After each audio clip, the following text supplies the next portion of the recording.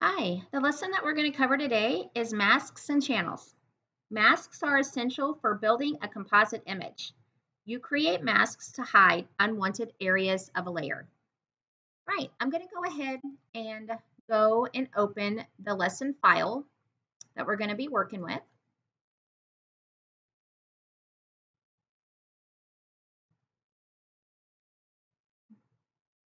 Here we go. It is the 06 start and it is a Photoshop file. And then I'm going to go ahead and resave that right now. I'm going to do a file save as. Navigate to my file folder where I'm going to be saving my work to. And this needs to be resaved as 06 working. Okay, and it's already a Photoshop file, so we can just leave the save as type as Photoshop. All right. All right, so now we have 06 working, and just kind of recapping what your document tab does. All right, so again, this is the file name. This is what your zoom level, your magnification is. We have an RGB, okay, and then of course you can see the channel and bit depth here. And then we have two layers in the layers panel, and it just so happens that the model layer is actually the one that is selected, so that is the one that you see in your document tab. All right, so let's go ahead and get started. Why masks are useful. Using a mask is more useful than just deleting or erasing unwanted areas of a layer because a mask is reversible. One layer pixel mask and one vector mask can be saved with each layer. You can easily convert a selection to a mask and vice versa. All right, about masks and channels. All of the following are variations of the same idea. An image overlay that uses white, which reveals, black that hides, and gray will partially hide areas to control which areas of a layer are actually visible or transparent. But there are some differences, okay? And this is in the section that is labeled in the text about masks and channels, okay? So we have a color channel, stores one of the visible components of a color image. Example, RGB has three color channels, red, green, and blue, okay? So if I look very quickly at the channels panel, you can see that we have red, green, and blue all mixed together, and then we have one for each of those colors. All right, we have alpha channel, and it stores a selection as a grayscale image. You can convert alpha channels to and from selections, masks, and vector paths. All right, now switching over to the masks portion, we have a layer mask, and that is an alpha channel attached to a specific layer in Photoshop, controlling which parts of a layer are revealed or hidden. Vector mask is a layer mask made of resolution independent vector objects, not pixels. Clipping mask uses one layer's content to mask another layer. For example, setting up type characters as clipping mask shows the image only inside the characters. Channel mask is a mask manually built using tones from one or more color channels, such as the green channel in an RGB image. They are useful in advanced techniques for masking, color correction, and sharpening. And then there is quick mask. And that is a temporary mask you create to restrict painting or other edits to a specific area of a layer. It is a selection in pixel form, and you edit a quick mask using painting tools. All right, so let's go ahead and actually get started. Using selected mask and select subject. Photoshop provides a set of tools focused on creating and refining masks collected in a task space called select and mask. The select subject feature is trained to identify typical subjects of a photo, including people, animals, and objects, and then create a selection for them. When you're happy with your mask preview, you can create its final output as a selection, a layer with transparency, a layer mask, or even a new document. All right, so taking a look at our layers panel, we have two layers. We have our model layer, okay, and I'm going to just toggle that off. And then we have an episode background, which is the blue background. So what we're going to be learning to do is to create a mask in this lesson where we have the girl and the silhouette, and the background, the rest of the image is going to be basically hidden. Okay. And what we're going to see behind the girl and her silhouette is the blue background. Okay. So that's the purpose of the mask. All right. In the next lesson, we're actually going to learn to do a clipping mask. Okay. And we're going to be able to put an image through some text. All right. So we'll be able to work with both of those back to back. All right. I want to make sure that both of these layers are visible, and they are, all right? And I'm going to make sure that my model is selected, and it is. Okay, so up in my menu bar at the top, I'm going to go to Select, and then right here is Select and Mask. Okay, now this is just kind of an onion skin looking view that we have right now. It kind of looks, I don't know, it kind of has a bluish purple look to it. All right, so basically what I want to do is I want to come up here in the top and I want to click on the select subject. And notice that the onion skin look is still around the outside, okay, but we can actually see her better, all right? Now I'm going to go ahead and change the view to overlay, all right, so that you can actually see this against kind of the red background, okay? All right, now our quick selection tool, we want to make sure that's active. This is the first tool that's over here on the left. All right, in our options bar, we can set this to 15. Okay, now you can go in and adjust that brush size as you see fit. And so what we're going to do is we're just going to come over here and we are going to like paint this girl's silhouette just on the outside. Okay, I don't know if you can kind of see along the edge when I do this. You can kind of see a little bit. I had to scroll. I zoomed in. Okay. And if you get a little messy, all right, when you are doing this, it's okay because we have tools that we can use that we can actually go back in and refine. Okay. So don't worry if it's not perfect the first time. It's really not a big deal.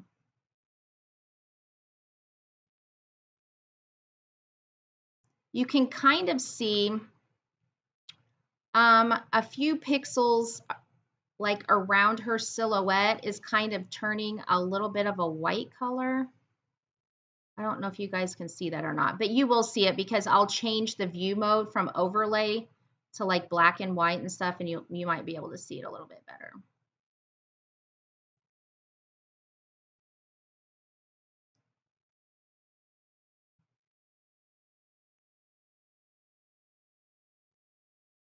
Okay. Now, I don't know really how good of a job I did with that, but we're about to find out. All right. So before I do that, there's another brush that I wanted to show you guys. Okay. So if by chance you are working with this and you're like, oh my gosh, I just added a whole bunch of stuff in that I didn't mean to do. That's perfectly okay. Up here on your options bar, there, when we're working with our quick selection tool, we're using this little plus button that says add to selection. We can use the one that has the minus and we can subtract from it. Okay. So obviously I need to come in here, you know, and kind of get this extra stuff that I had, you know, that was in with her hair. Okay. So I might have to go back in and do some adjusting here. All right. But that's what that's for.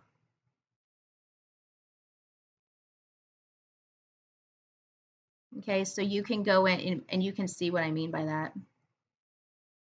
All right. Also, there is a refine edge brush tool. All right. And so there's a drop down up here. It says click to open the brush options. All right. The text has us put 20 pixels in for the brush diameter and a hardness of 100. And then what this is going to do is this is going to enable us to get in around the pieces of hair around her little messy bun, okay, to get those included. Okay, it looks like it's adding to the mask maybe, you know what I mean? And then it's kind of disappearing, okay? So we're gonna kind of just get all of this hair that's kind of at the back of her head and at the nape of her neck, and that's hanging kind of down here at the back, okay? And up here around her bun. All right, so that enables us to get kind of that minute detail that maybe we wouldn't be able to get with the regular quick selection tool, okay? All right, so you guys can play around with this brush and see what kind of a job that you do. All right, so basically what I want to take a look at now is I'm going to move from the view of overlay, and I want to take a look at the black and white view, okay?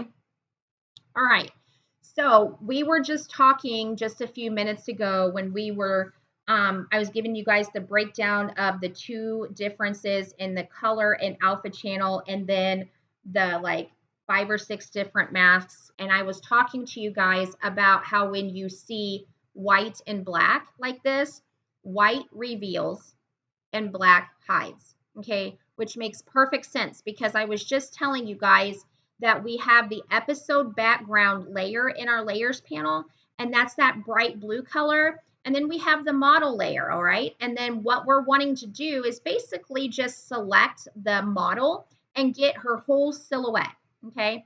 And so we're gonna basically mask that. Everything else outside of the model and her silhouette will be hidden.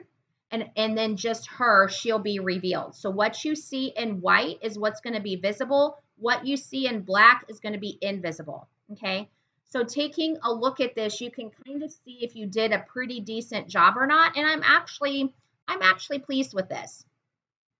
The Refine brush tool really got in with all the little extra hair that she had around her little messy bun and the hair that's back here, and even that kind of drapes back down her neck onto her back. So you guys can just work with the quick selection tool, adding to and subtracting from the selection, and the refine edge brush tool, and then take a look at what this looks like on black and white and see if you're happy with what your selection is. All right, so the next thing that I'm going to do is I am actually going to move. We started with onion skin, then I moved to overlay, okay, which had the red background. Then we took a look at this on black and white, okay, and I'm perfectly pleased with what my selection is going to be. So now I want to change my view mode to on layers, okay, and this is great because this is actually what our model and her silhouette would look like against our episode background that's in our layers panel, okay? So taking a look at this looks perfect to me, okay? And I'm thrilled with this.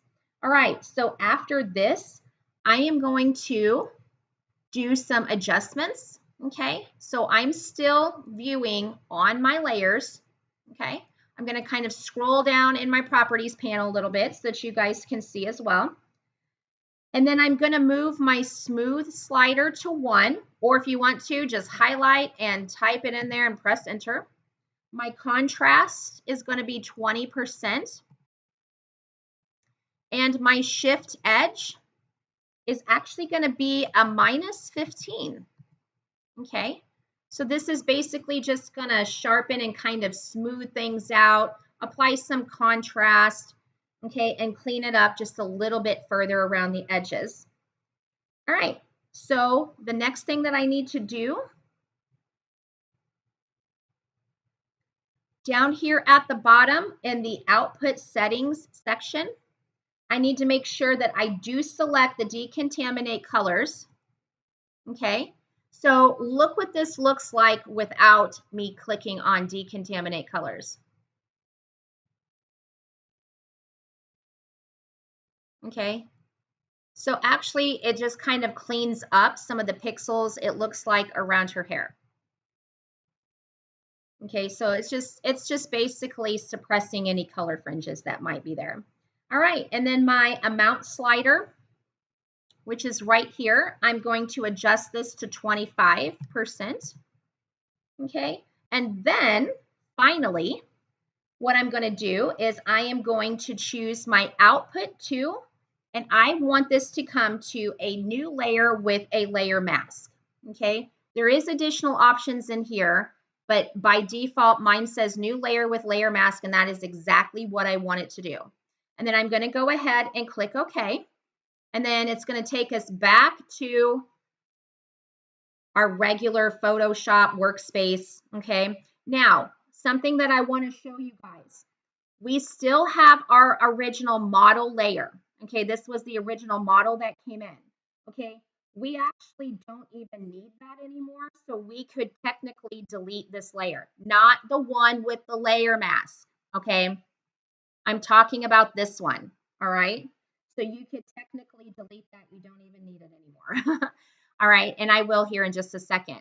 So this one is still available. Okay, it's still there. We could toggle this off and turn her back on, and that's the original layer that we had. Okay, but this is all of the work that we just did. Okay, so this is basically this layer, and there's the mask. Okay, remember that black hides and white reveals.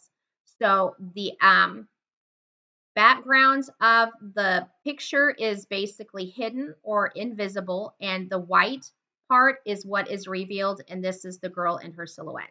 Okay, I mean, really, how cool is that? All right, I'm going to go ahead and do a Control S and save this.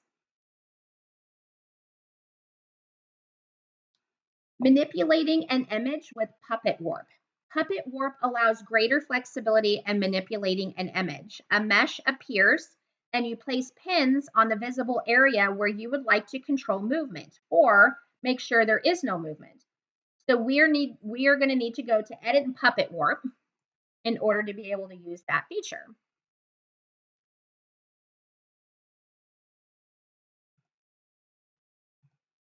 All right.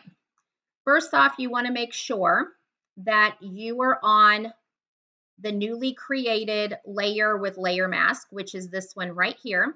You're going to go to Edit and Puppet Warp.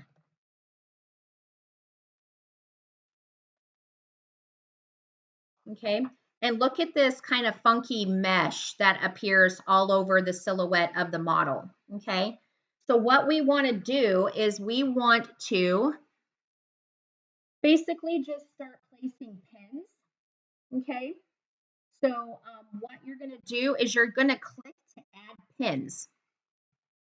All right, so there's not anything special that you need to do. Once you enable Puppet Warp by going to Edit and Puppet Warp, you see the mesh overlay that appears.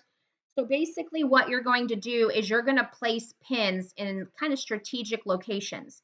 Then you're going to go back and one of those pins you're going to highlight, and then you're actually going to rotate on that little push pin, okay?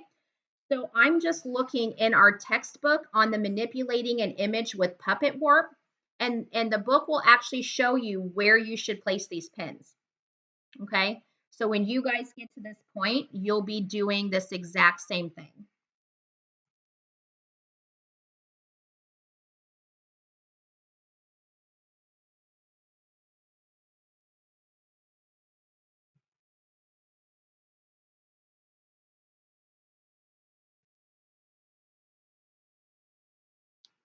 This is really neat.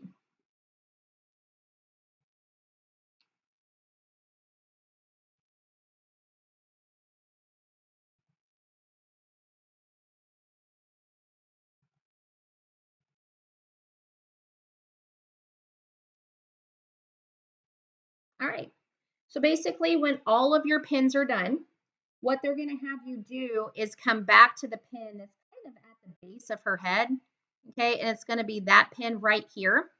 All right, and so you can actually use this pin, okay, and if you want to, you could actually just hold down, and I'm on a Windows laptop, remember, hold down your Alt, all right, and do you see, I believe, again, that's option for you Mac folks, but anyways, I'm holding my Alt button. Now that I have it's selected, so you see the little blue fill in here, I'm going to hold down my Alt.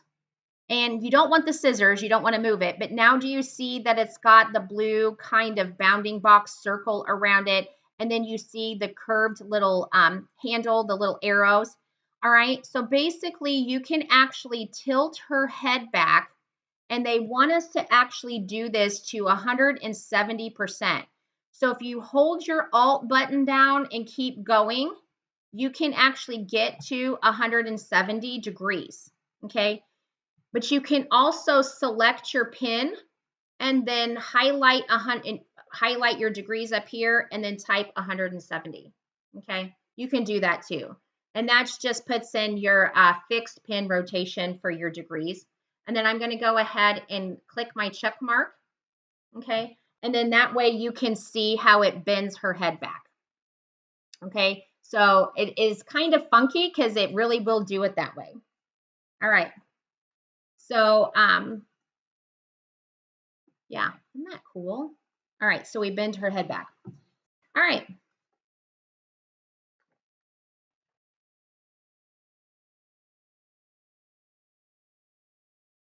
Let's see. Actually, now it's going to have us go ahead and delete that model layer. So not this here, you guys, it's going to be this one. So we don't technically need this one anymore. So we could go ahead and click the delete layer button and we can get rid of that one. But we do need to maintain the model copy that has the mask layer on it. All right. The very last thing, and I'm going to go ahead and do a Control S and save. The last thing that our text covers is on creating a pattern for background, okay?